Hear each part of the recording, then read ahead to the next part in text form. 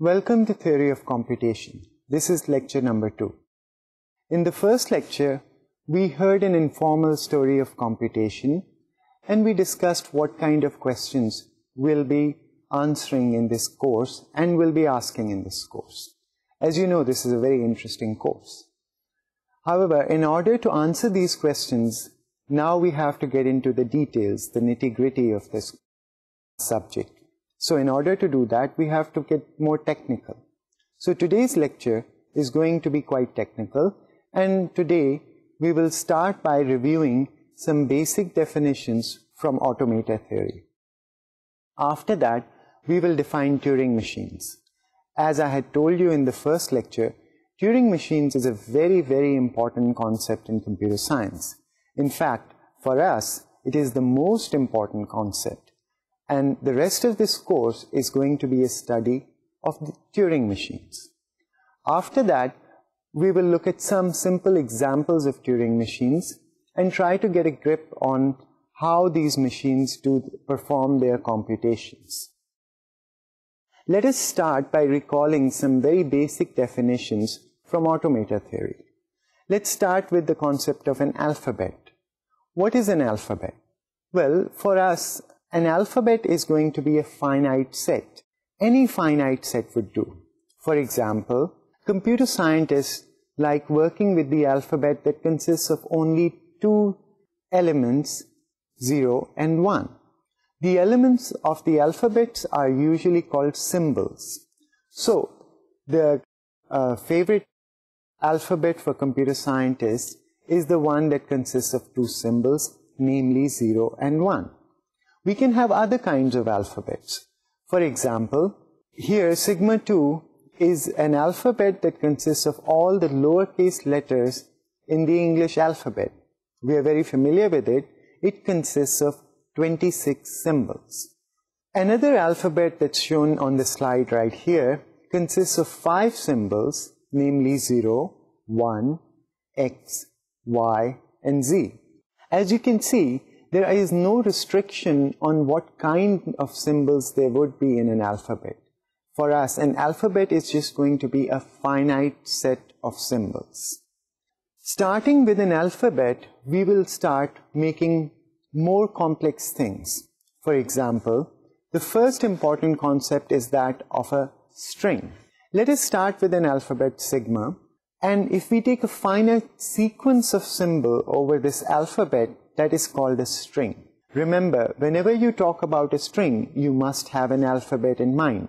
So for example, if your alphabet consists of 0, 1, then 0, 1, 0, 0, 1, 0, 0 is a string over this alphabet. Let us look at another string, which is a string over the second alphabet that we saw that consisted of the first 26 letters in the English alphabet. This string is A, B, R, A, C, A, D, A, B, R, A. You can read this if you want. It says abracadabra. This is a string over the alphabet sigma 2. The number of symbols contained in a string is called the length of the string, and it is denoted by placing 2 bars around the string. So for example, there is a string which contains no symbol. It's a very special string, and we will denote this string by the symbol epsilon. In some books, it's also denoted by lambda. Notice that this string has length 0. It is called the empty string. You can imagine the empty string by saying that you wrote nothing. Let us look at some other strings. For example, 0, 1, 0, 1, 1 is a string of length 5 over the alphabet 0, 1. The empty string is also a string of length 0 over the same alphabet. 1, 0, XX is a string of length 4 over the alphabet sigma 2, which consists of 4 symbols 0, 1, X, and Y. AB, PQ, RS, XY is a string of length 8 over the alphabet sigma 3, which consists of the 26 letters of the English alphabet. Notice that it is not necessary that each symbol in the alphabet must occur in a string. A string can just be repeated, one particular symbol repeated several times, or it can be any combination of these symbols. Another thing to notice about strings is that it is an ordered sequence. There is a concept of the first character, followed by the second character, followed by the third character, and so on. So for example, if we look at the string 0, 1, 0, 1, 1, 0 is the first character or first symbol in the string. 1 is the second symbol in this string. Once again, 0 is the third symbol in this string. 1 is the fourth symbol in this string. And finally, 1 is the fifth symbol in the string. This string consists of only 5 characters. One very important thing to remember about strings is that they all have finite length. So, we start with the concept of an alphabet, which is just a finite set. And using the elements of this set, we make strings. Strings is a very simple concept. It's like in a language, when you learn a language, the first thing you learn about the language is the alphabet. And after that, once you have learned the alphabet, you put the symbols of the alphabet or characters of the alphabet or the letters together in order to get words. Similarly, in this subject, we will start with a finite set which we will call our alphabet. And by putting these characters together in a sequence, we will make what we should call words, but there's a more technical name for it. We will call them strings. Suppose that you have a string x which is equal to x1, x2, x3, and so on up to xn. So this string consists of n symbols. It's a string of length n, and the first symbol is x1, the second symbol in the string is x2, the third symbol in the string is x3, all the way up to the nth symbol, which is xn. This is a string of length n, and let's say you have another string y of length m. So y is equal to y1 followed by y2 followed by y3 all the way up to ym. This is a string of length m. Then we define what we call the concatenation of these two strings x and y, which is usually written as xy. This is the string obtained by appending y to the end of x. Thus, xy equals x1 followed by x2 all the way up to xn, and then followed by y1 followed by y2 all the way up to yn. Concatenation is a very, very simple concept. Suppose you have a string x and you have another string y. When you take the first string x and then write y after it, you have concatenated the two strings. So it's a very, very simple concept. Let's look at some examples. Let us say that you have a string 0, 1 and you have a string 1, 0. What is the concatenation of these two strings? It's simply obtained by taking the first string 0, 1 and then writing 1, 0 after it. Therefore, the concatenation of these two strings is going to be 0, 1, 1, 0. Let us look at another example.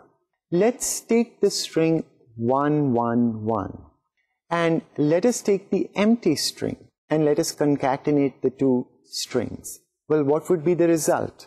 Well, the result would be 1, 1, 1 followed by the empty string.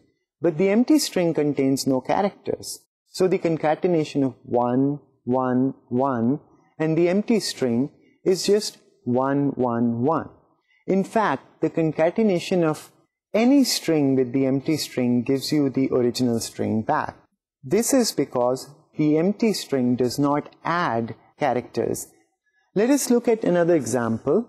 What would be the concatenation of 1, 0, XX and 0, 0, YY? Well, it's simply 1, 0, XX, 0, 0, YY. So, you can see that concatenation is an extremely simple concept. What you do is you take the first string and write the second string after it, and what you have is the concatenation of two strings. It's a very simple concept, but we would like to define it properly. The concatenation of the empty string with the string ABC is just the string ABC. So the empty string is a very interesting string. When it is concatenated with any string, whether the empty string comes first or later, it doesn't matter. You get the second string back. In other words, the concatenation of the empty string with X is going to be X, and the concatenation of X and the empty string is also going to be X. If you have a string X and a string Y, suppose the string X has length N and the string Y has length M, what would be the length of the concatenation of X and Y? Well, it's going to be the sum of the lengths of the two strings. Therefore, we have the following simple formula. The length of XY is equal to the length of X plus the length of Y. We can simply remember this by saying that the length of the concatenation of two strings is the sum of their lengths. Let X be a string. We will let X to the power K denote the concatenation of X with itself K times. So, for example, if X is equal to 0, 1, 0, 1, 1, then 0, 1, 0, 1, 1 to the power 3 is just 0, 1, 0, 1, 1 repeated 3 times. In particular, 0, 1, 0, 1, 1 to the power 3 is equal to 0, 1, 0, 1, 1, 0, 1, 0, 1, 1, 0, 1, 0, 1, 1. Well, what would be if I take the empty string and raise it to the power 5? That would be like writing the empty string 5 times. But the empty string consists of no symbols, so I'm writing nothing 5 times, so I get the empty string back. Similarly, if I take 1, the string 1, which consists of only one symbol 1, and raise it to the 10th power, I will get 1 repeated 10 times. In the last example, we have the string ABC, which is raised to the 4th power. And the answer, of course, for that is that it's ABC, ABC, ABC, ABC. That is, ABC repeated 4 times. Notice that we are treating these symbols as symbols. They have no other meaning. They are not numbers. Even though the alphabet consists of 0 and 1, we are not thinking of 0 and 1 as numbers, but as two distinct symbols. And the operation of concatenation does not look at the meaning of these symbols. It simply puts one string after another. If we have a string which consists of some zeros and ones, and we raise it to the 50th power, we simply take the string and repeat it 50 times. We are not looking at any meaning or any arithmetic meaning or any other meaning in these symbols. Strings are just abstract objects. They are formed by taking symbols of an alphabet and writing them down in a sequence. Let us go further. Suppose we have two sets of strings. So now, instead of a single string, I have a set A which can have one or more strings in it. And suppose I have another set B of strings. We define AB to be the concatenation of all strings such that the first string comes from A and the second string comes from B. For example, if A consists of 0, 0 and 1, 1, and B consists of X and Y, then AB will consist of 0, 0X, 0, 0Y, 1, 1X, and 1, 1Y. Notice that I have taken every string of A and every string of B and concatenated them and put them in my set AB.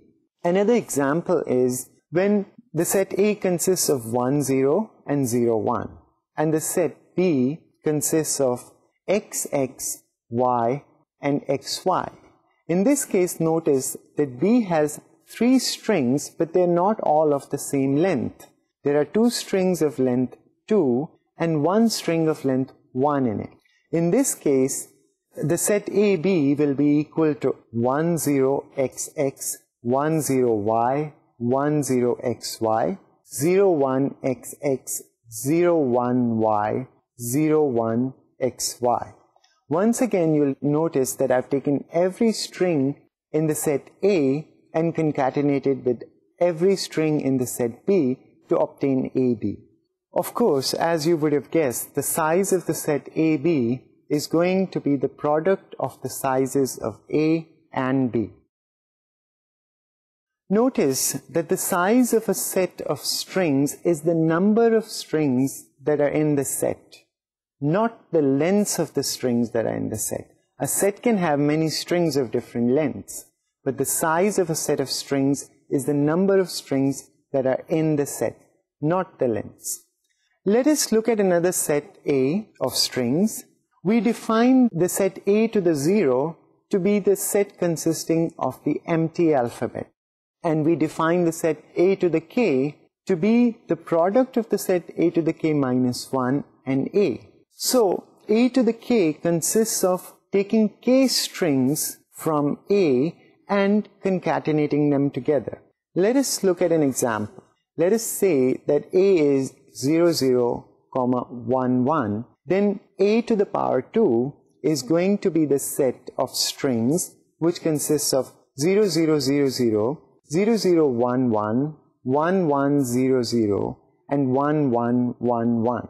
If the set A consists of A and B, then A to the power 2 is going to be AA, AB, BA, and BB.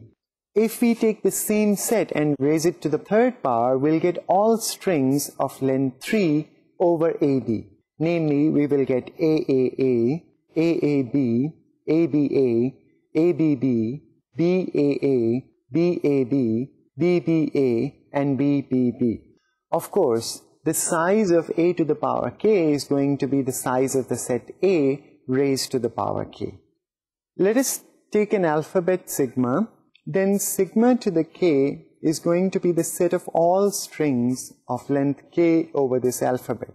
So for example, if sigma is equal to A, B, C, D up to Z, namely the English characters, then sigma to the 7 is the set of all possible strings of length 7 I can make out of these characters or out of these symbols. If I have alphabet sigma, then sigma to the K consists of all strings of length K over that alphabet. Sigma to the 0 will consist of all strings of length 0 over that alphabet. The only string of length 0 that we know of is the empty string. So sigma to the 0 just consists of a single element, the empty string. Sigma to the 1 will consist of all the symbols. Sigma to the 2 will consist of all strings of length 2 over the alphabet. Sigma to the 3 similarly will consist of all symbols of length 3 over this alphabet. Next, we come to a very interesting concept. We will let sigma star denote the union of all these sigma k's.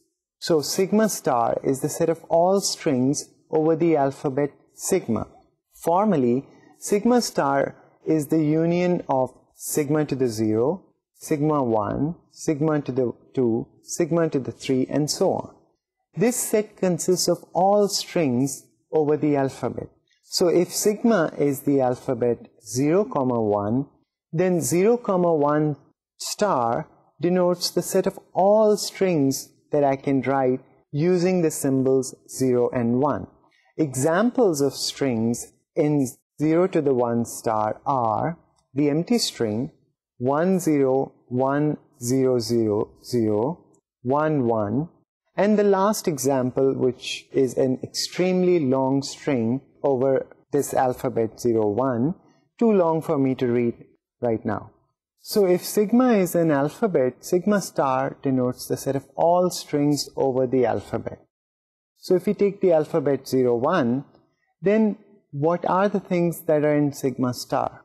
Well, anything that you can write with zeros and ones. So start writing zeros and ones, and when you finish, you will have a string which will be in sigma star. Of course, sigma star consists of infinitely many strings.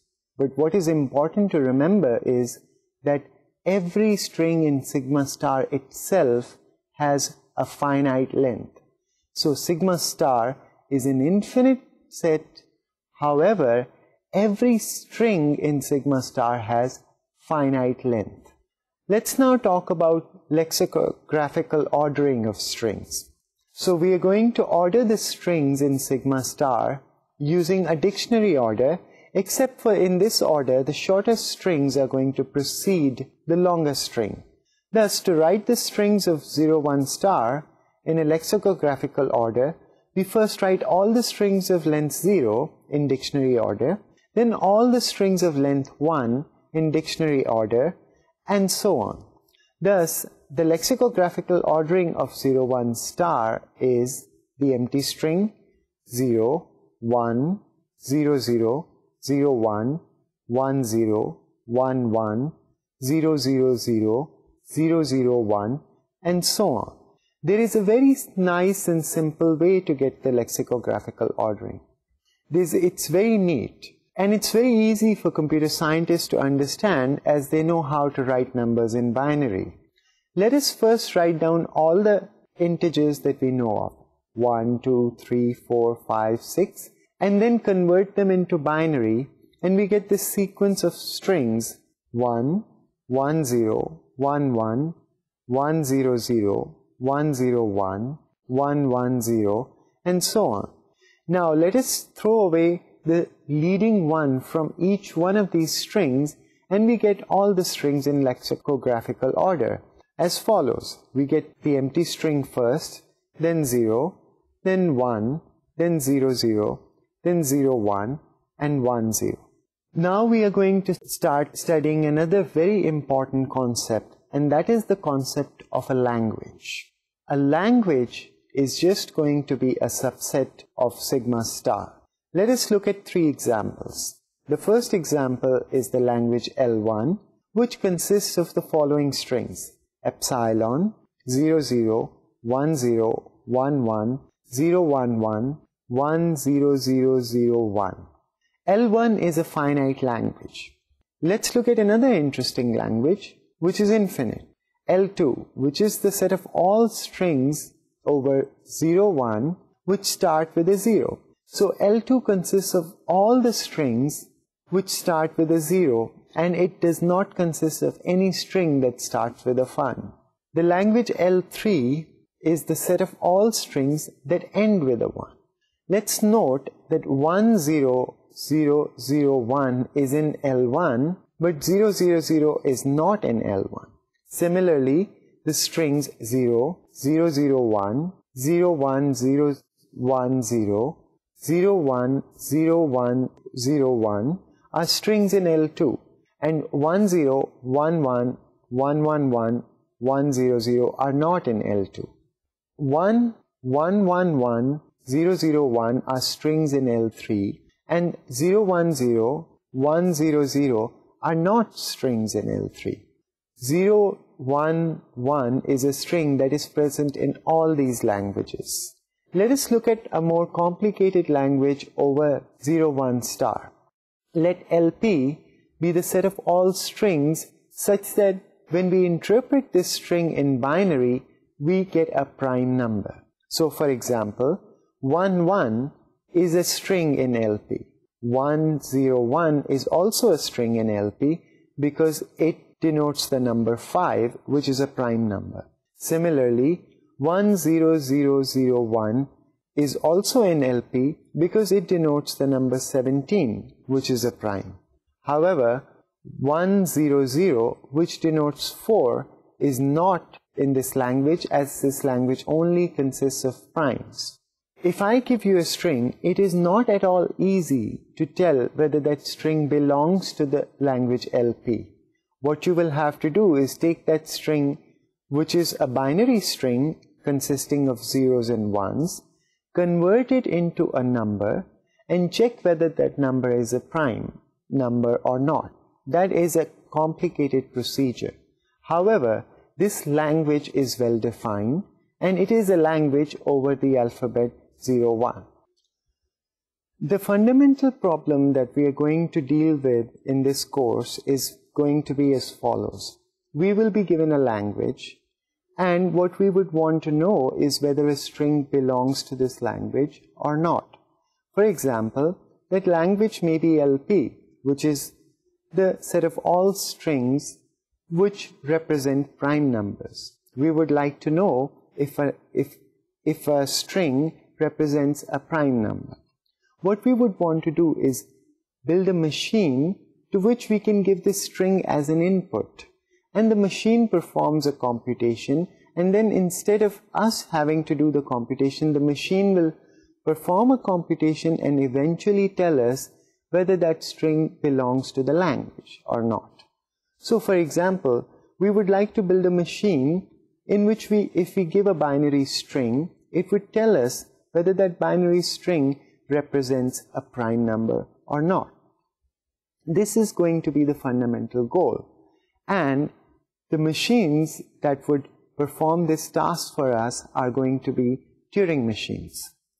What we want to do right now is just discuss machines which will provide us yes-no answers. So we will have a language, and the machine will tell us whether the string belongs to the language or not. Let us first discuss informally what a Turing machine is. A Turing machine is going to consist of an input tape on which we will write a string. The Turing machine will then have a read-write head with which it will read the input and write some symbols on the tape. This is how a Turing machine will perform its computation. It will read what is written on the tape and decide to write something, move left or right, or change its state. It will continue to do that for a little while, and after a little while, it will either accept or reject that string, thereby telling us if the string belongs to the language or not. A Turing machine has an input tape which is infinite, hence the machine has unlimited memory. It has a read-write tape head which can move left and right and change symbols while the machine is performing its computation. The tape initially is blank everywhere. We write an input on the tape and turn the machine on by putting it in a designated start state. The machine starts a computation and may eventually produce an output. The output can be either accept or reject. The machine produces this output by going into two designated states which are labeled accept state and the reject state. Let us be a little more formal with this definition of a Turing machine. To formally specify what a Turing machine is, we have to specify 7 things in total. Namely, first of all, we have to tell what are the states of this Turing machine. The second thing to specify is the input alphabet. The alphabet which the user is allowed to use when he or she is giving an input to this Turing machine. The third thing we need to specify is what is called the work alphabet, the symbols that the Turing machine is allowed to write on the tape. Other than that, we also have to specify a start state and 2 states which are designated as the accept and reject state. And lastly, and most importantly, we have to specify how the machine will perform its computation. This is called the transition function. Let us look at the formal definition of a Turing machine.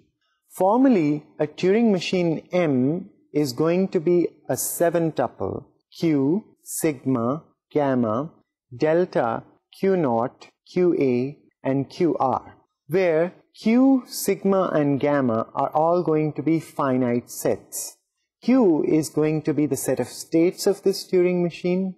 Sigma is the input alphabet, and this alphabet is not allowed to contain a special symbol which is called the blank.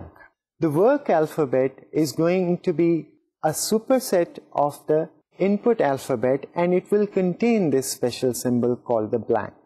Q0 is going to be the start state. QA is going to be the accept state of this Turing machine. QR is going to be the reject state. Lastly, delta, which actually tells us how this Turing machine works, is going to be a function from Q cross gamma to Q cross gamma cross LR. This is called the transition function. Let us discuss these 7 things one by one. The tape is initially empty. The user can write an input only using the symbols of the input alphabet sigma on the tape. The rest of the tape is left blank. Hence, blank is not allowed to be in sigma. The user is not allowed to write a blank. He or she can use any symbol in the input alphabet and write it consecutive symbols on the tape, and the rest of the tape cells are left blank. Q is the set of states that this machine can be. Gamma is the set of symbols that this machine is allowed to write. Q0 is going to be the start state of the machine. Each time the machine performs a computation, it starts from the start state. QA is the accept state. When the machine enters QA, it declares that it has accepted the input. QR is the reject state.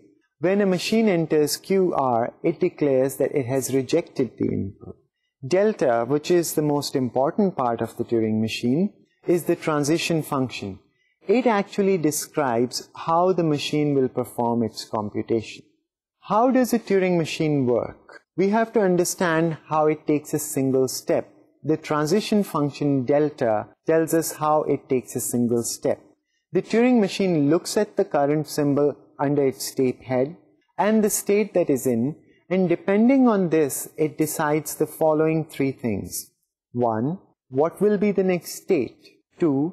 What will it replace the current symbol that it's scanning with? 3. Whether it'll move its head left or right.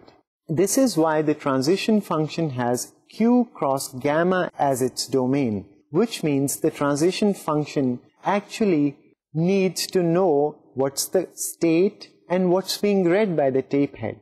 And it tells us what the machine should do in all these possible situations.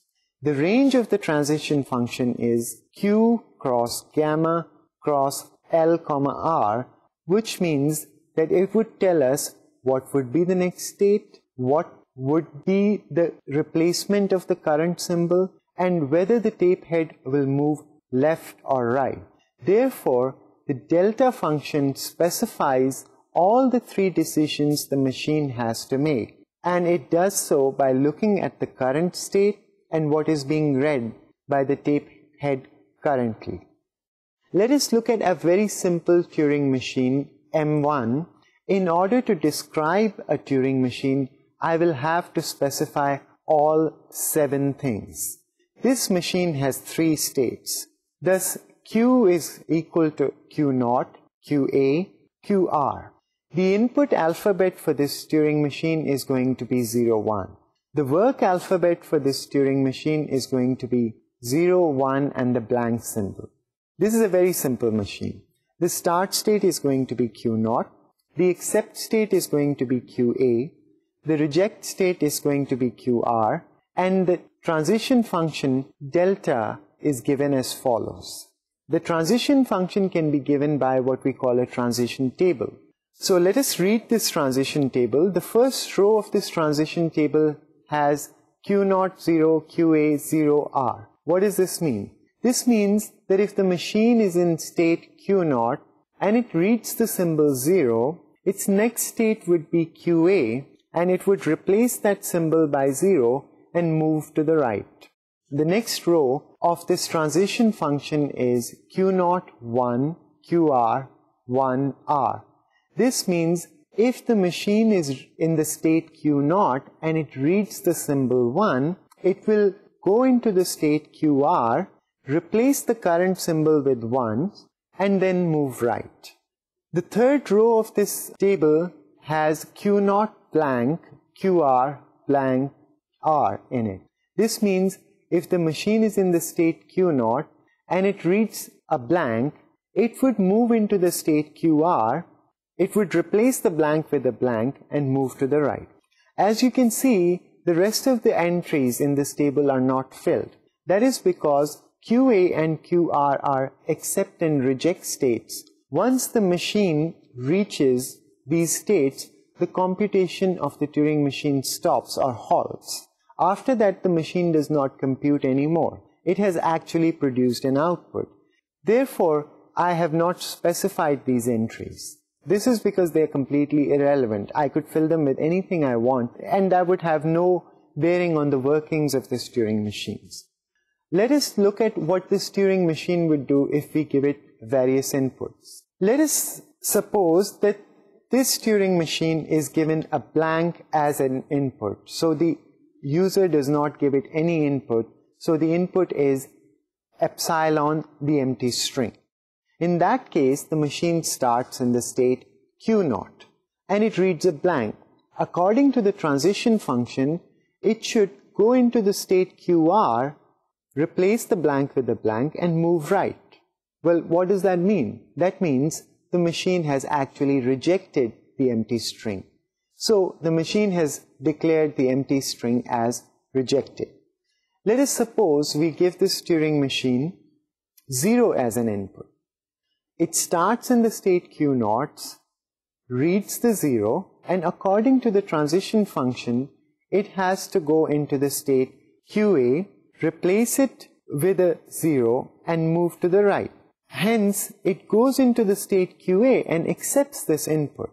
So this machine accepts the string that consists of the symbol 0. Let us suppose that the input is 1. Then the machine starts in Q0. It reads the first symbol on the tape, which is a 1. And since the transition function says that if the machine is in state Q0 and reads a 1, it should go into the state QR, write a 1 and move to the right. Hence, the Turing machine will go into the state QR and reject this input. So this machine rejects the input 1. This Turing machine will accept all the strings that start with a 0. Since from the start state it goes to either the accept state or the reject state, hence only the first symbol of the input will be read and the input would be accepted or rejected. And it's simple to see that if the first symbol is 0, then the input would be accepted, and if the first symbol is not 0, then the input would be rejected. So our first example of a Turing machine was very simple. The machine only consisted of 3 states. It wasn't doing anything terribly interesting. It was just looking at the input's first character and checking if it was 0. If the character was 0, if the first symbol of the string was 0, it was accepting the input, otherwise it was rejecting. Of course, this Turing machine was very simple and it wasn't doing anything that we ourselves could not do. But Turing machines can be much more complicated. Let us look at a more complicated example now. I want to now describe a Turing machine M2. So once again, I have to specify all 7 things. First of all, I have to tell you what are the states of this Turing machine. I have to tell you the set of states Q, which is in this case Q0, Q1, Q2, Q accept and Q reject. So this Turing machine has 5 states. Once again, I have to specify the input alphabet, which is going to be 0, 1 in this case again. The work alphabet is just as before. It is 0, 1 and the blank. The start state is Q0, QA is the accept state, QR is the reject state, and lastly, I have to describe to you the transition function of this Turing machine. Let us look at the transition function, which is given by the following table. If the machine is in state Q0 and it's reading a 0 or a 1, then it moves into the state Q1 and it does not change the symbol that it's reading and it moves to the right. If the machine is in state Q0 and reads a blank, it goes into the reject state and moves to the right. If the machine is in Q1 and it reads a 0 or 1, it does not change the symbol and moves to the right and stays in the state Q1. If the machine is in the state Q1 and it reads a blank, it goes to the state Q2, does not change the blank, but this time the machine moves to the left. If the machine is in state Q2 and it reads a 0, then this machine goes to the reject state. If the machine is in state Q2 and reads a 1, then it goes to the accept state. Once again, I have not specified what this machine does when it reaches the state QA or QR. That's because QA and QR are halting states, and after that, the machine will not compute anything. Let us see what this machine would do if we were to give it the empty state as an input. Well, the transition function says that it would immediately reject the empty string. Suppose the input is 0, then the machine starts in the state Q0, it reads the first symbol, which is 0, and goes to the state Q1 and moves to the right. Once it's in the state Q1, it reads the current symbol, which is blank, and moves to the left and goes into the state Q2. Now, the machine is reading 0 again, but is in the state Q2. Since delta of Q2, 0 is QR, the machine rejects this input. Let's look at what happens next. For example, what would happen if I were to give this machine the input 1? Then the machine will start from the state Q0, go into Q1 and move to the right. In the next state, the machine will be in Q1. It will read the blank symbol and move to the left and go into the state Q2. When the machine is in state Q2 and reading a 1, then the machine accepts the input. This way of working seems to be very tedious. So let us work out a better way of following a computation of a Turing machine. This brings us to the next concept. Now we will describe what a configuration of a Turing machine is. Intuitively, at any point, a Turing machine has some contents on its tape and it's reading a particular input. That is what a configuration of a Turing machine is. A configuration of a Turing machine describes completely what's written on the tape and where the tape head is and what is the current state of the Turing machine. Let us look at what will happen if we were to give 00101 as an input to the machine M2. We can represent its initial configuration with Q0 00101. This means the machine is in state Q0. It is reading the symbol that is the first to the left of Q0. The tape contents are 00101. Well, from this configuration, since the machine is reading a 0, it will go into the state Q1 and move to the right. We can represent this by writing 0 followed by Q1 followed by 0101. This means that the machine is in the state Q1 and it is reading a 0. The tape contents can be easily found out by ignoring the state in the configuration. Once again, we see the delta of Q1, 0 is Q1, 0R. That means the machine will keep moving to the right without changing any of the symbols. When the machine is in the state Q1, it will stay in the state Q1 and not change any symbols and keep moving to the right as long as it does not find a blank. This is because delta of Q1, 0 is equal to Q1, 0, R, which means if you see a 0, replace it with a 0, don't change it, and move to the right. Similarly, delta of Q1, 1 is equal to Q1, 1, R, which means if you see a 1, replace the 1 with a 1, don't change it, and move to the right, and stay in the state Q1. So, once the machine is in state Q1, it will keep moving to the right without changing the contents of the tape till it reaches a blank. So this Turing machine will finally reach the following configuration, which is 00101 Q1. At this point, the tape head is reading a blank.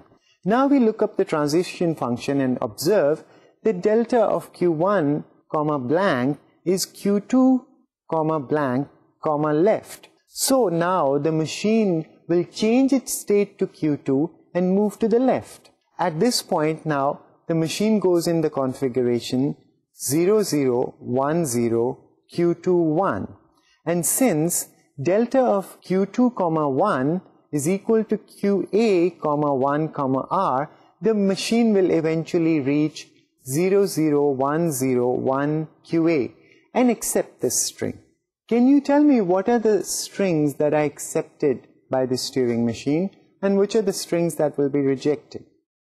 Well, if you think about it for a moment, this Turing machine will accept all strings that end with a 1 and reject all strings that do not end with a 1. In particular, it will reject the empty string. Well, today we have looked at what Turing machines are, we have formally defined them, we have looked at a couple of examples, and we have also stated what a configuration is for a Turing machine. In the next lecture, we would formally define what a configuration of a Turing machine is and what a computation is. And that would get us started on what we want to do. Thank you. I would see you next time. Goodbye.